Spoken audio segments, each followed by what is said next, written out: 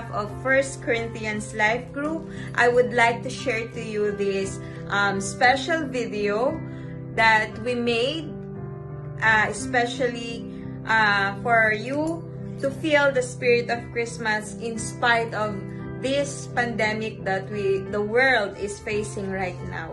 Alam ko po mahirap mag-celebrate ng mga special occasions sa mga panahong ito, but hindi po dapat tayo malimitahan ng pandemyang ito upang i-celebrate ang pinaka-importanteng okasyon sa ating buhay, ang pag-alaala natin sa kapanganakan ng ating Panginoong Jesus. Napakarami pong pinagdadaanan ng mundo, ngunit mas malaki po ang ating Diyos na buhay kaysa sa kung ano pa man pong pinagdadaanan ng mundo. Kaya hayaan po ninyo na sa pamamagitan po ng special number na ito, through this video, ay kahit pa paano po ay mapagaan namin ang inyong loob sa mga oras na ito. Merry Christmas everyone, and I hope you enjoyed watching this video. This is from your First Corinthians Life Group, Pahihil.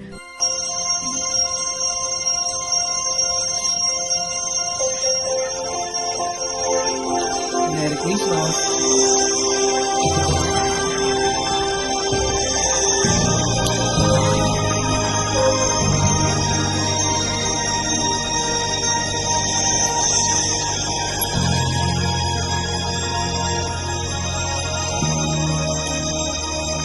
Di ba't kay ganda sa atin ng Pasko? Naiba ang pagdiriwang dito. Pasko sa ating hanapin mo. Walang katulad dito ang Pasko.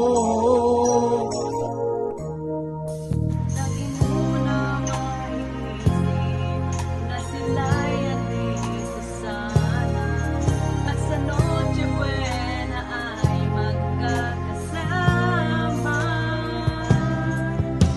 Ay tayo saya, kung kayo'y pagpilihan. Sana pagsabi ay Pasko, ako'y narito. Kahit pa malaman, langit na sa langit ay maligaya tayo sa inyo sa araw ng Pasko.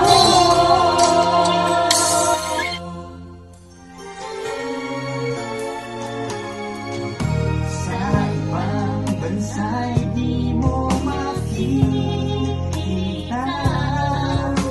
Ang bitis na lapit ng bawat isa. Alam namin hindi mo nais malayo. Pasko Pinoy pa rin sa ating puso. Lagi mo na maiisip na sila'y nandito sana, at sa Noche Buena ay magkakasama. Pasko ay kay saya kung kayo'y kapiling na. Sana pagsapit ng Pasko kayo'y naririto. Kahit pa malayo pa, kahit nasaan ka pa, maligayang bati para sa inyo sa araw ng Pasko. Dito'y mayroong halik at may simbang gabi, at naglalakihan pa ang Christmas tree, ang Christmas tree. Ang Pasko ay tayo saya, kung kayo'y pagpilihan. Sana pagsabi ng Pasko, ako'y narito. Kahit pa malayo